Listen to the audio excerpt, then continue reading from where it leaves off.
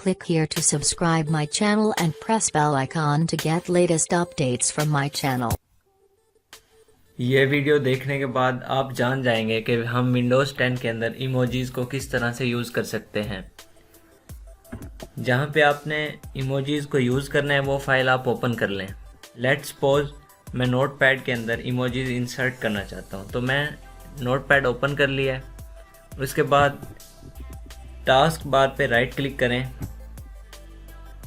यहाँ आपको एक ऑप्शन मिलेगा शो टच कीबोर्ड बटन, इस पे आपने क्लिक कर देना है। इसके बाद आप देख सकते हैं यहाँ पे आपको टच कीबोर्ड का आइकन नज़र आएगा, यहाँ पे आप क्लिक करें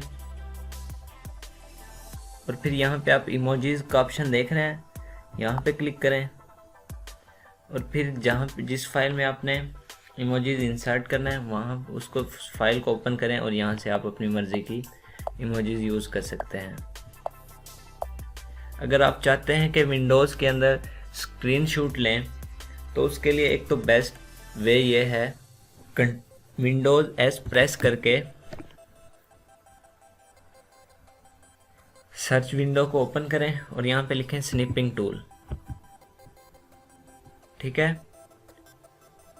और यहाँ फिर न्यू पे क्लिक करके आपने जहाँ का आपने स्क्रीनशॉट चाहिए आपको आप वहाँ का ले सकते हैं, ठीक है। और उसके बाद आपने कंट्रोल एस प्रेस करके इसको सेव कर लेना है।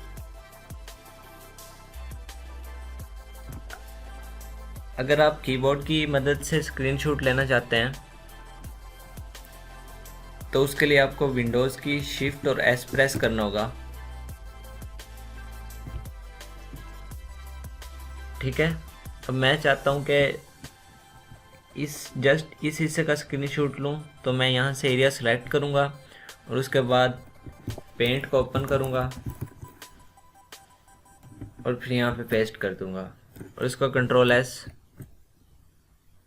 सेव कर लूंगा, ठीक है। तो उम्मीद करता हूं कि आपको वीडियो बढ़िया लगी है। अगर वीडियो आपको पसंद आई है तो लाइक शेयर और सब्सक्राइब लाजमी कीजिए।